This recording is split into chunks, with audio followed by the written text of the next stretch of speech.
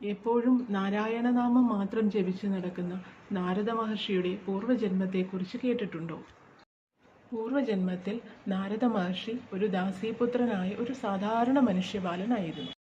അങ്ങനെയിരിക്കെ ഒരു മഴക്കാലത്ത് ആ കുട്ടിയുടെ അമ്മ പണിയെടുത്തിരുന്ന ആശ്രമത്തിലേക്ക് മഹാതപസ്വികളായ കുറേ ഋഷിമാർ വരുന്നു. മഴക്കാലം കഴിയുവോളം 4 മാസം അവിടെ താമസിക്കുവാനായിരുന്നു അവരുടെ ഉദ്ദേശം. ആ കുട്ടിക്ക് 5 വയസ്സ് മാത്രമേ പ്രായമുണ്ടായിരുന്നുള്ളൂ.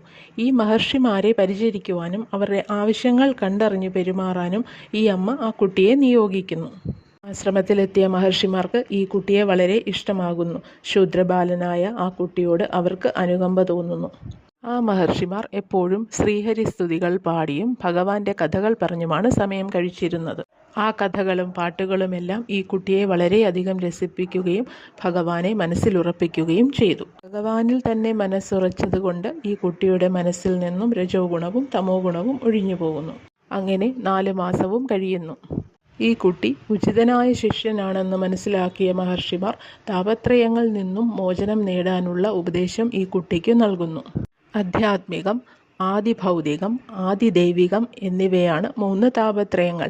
മായയിൽപ്പെട്ട മനുഷ്യർ ഈ 3 താപങ്ങളും അനുഭവിക്കുന്നുവെന്നും യാതൊന്നും ആശിക്കാതെ എല്ലാം ഭഗവാനിൽ സമർപ്പിച്ചാൽ മായാപാശത്തിൽ നിന്നും വേഗം രക്ഷപ്പെടാം എന്നും അവർ ഉപദേശിക്കുന്നു. കാരുണ്യനിധിയായ ഭഗവാൻ തന്നെയാണ് പ്രപഞ്ചത്തിലെ പരമാർത്ഥമെന്നും മറ്റുള്ളവയെല്ലാം മായയാണെന്നും കുട്ടിയുടെ മനസ്സിലുറയ്ക്കുന്നു. സ്വന്തം അമ്മ കൂടെയുണ്ടായിട്ടും ഈ കുട്ടിക്ക് ഒറ്റപ്പെടൽ അനുഭവപ്പെടുന്നു. എന്നാൽ ഏകപുത്രനായ ഈ കുട്ടിയോട് അമ്മയ്ക്ക് അളവറ്റ സ്നേഹമുണ്ടായിരുന്നു. ഇത്രമാത്രം ഗാഢമായ സ്നേഹമുണ്ടാകുന്നത് വിഡ്ഢിത്തരമാണെന്നും ഈ കുട്ടി തിരിച്ചറിയുന്നു. അങ്ങനെയിരിക്കെ ഒരു വൈകുന്നേരം ആശ്രമത്തിലെ പശുവിനെ കറക്കാൻ പോകുന്ന ഈ അമ്മ പാമ്പുകടിയേറ്റ് മരിക്കുന്നു. മരണാനന്തര ചടങ്ങുകൾക്ക് ശേഷം ഈ കുട്ടി ആശ്രമം വിട്ടു പോകുന്നു. പല പല നാടുകളും പല പല കാടുകളും പുഴകളും സരസ്സുകളും മലകളും കടന്ന് എങ്ങോട്ടില്ലാതെ യാത്ര ചെയ്യുന്നു. അങ്ങനെ പരവശനായ കുട്ടി അടുത്ത് കാണുന്ന ഒരു പുഴയിലിറങ്ങി കുളിക്കുന്നു. സ്വാദിഷ്ടമായ വെള്ളം കുടിച്ച് വയർ നിറയ്ക്കുന്നു. പിന്നെ ഒരു ആൽമരത്തിൻ്റെ ചുവട്ടിൽ ചെന്നിരുന്ന് മഹർഷിമാരുടെ ഉപദേശപ്രകാരം ഉള്ള രൂപത്തിൽ ഭഗവാനെ മനസ്സിൽ ഉറപ്പിച്ച് ധ്യാനത്തിൽ മുഴുകുന്നു. ധ്യാനത്തിലിരിക്കുന്ന കുട്ടിയുടെ മനസ്സിലേക്ക് ഭഗവാന്റെ രൂപം തെളിഞ്ഞു വരുന്നു. ജഗന്മോഹനമായ ഭഗവത് സ്വരൂപത്തെ ഈ കുട്ടി മനസ്സിൽ ഏകാഗ്രമായി പ്രതിഷ്ഠിക്കുന്നു. ഭഗവാന്റെ ദിവ്യരൂപം കണ്ട കുട്ടി ആഹ്ലാദാധിക്യം കൊണ്ട് ശരീരം വിറയ്ക്കുന്നു. ഇടവിടാതെ കണ്ണുനീർ പൊഴിയുന്നു. ആനന്ദവാരിധിയിൽ മുങ്ങിപ്പൊങ്ങുന്നു. ഒരേ ഒരു നിമിഷം മാത്രമേ ആ രൂപം ആ കുട്ടിക്ക് കാണുവാൻ സാധിച്ചുള്ളൂ. അപ്പോഴേക്കും ഭഗവാന്റെ രൂപം മാഞ്ഞുപോയി.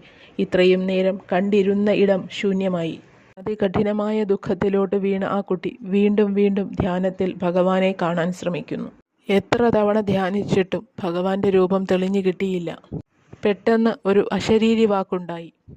പുത്ര, ഈ ദിവ്യ ദർശനം ഇനി നിനക്ക് ഈ ജന്മത്തിൽ സാധ്യമല്ല.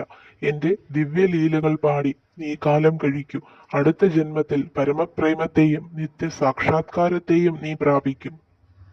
നീ ഈ ഭൗതിക ശരീരം ഉപേക്ഷിച്ച് എന്റെ അടുത്തേക്ക് വരിക തന്നെ ചെയ്യും. നിനക്ക് എപ്പോഴും എന്റെ അടുത്തിരിക്കാം. പ്രളയം വന്നാലും നിന്റെ ഈ സ്നേഹവും ഭക്തിയും നശിക്കുകയില്ല. നീ എനിക്ക് പ്രിയപ്പെട്ടവനാണ്. ഇതിനുശേഷം ആ കുട്ടി നാരായണസ്തുതികൾ പാടി പാടി നാടുകളിലെല്ലാം സഞ്ചരിച്ചു തുടങ്ങി. യാതൊരു ആഗ്രഹങ്ങളും ഉണ്ടായിരുന്നില്ല. ജീവിതത്തിൽ പൂർണ്ണ സംതൃപ്തനുമായിരുന്നു.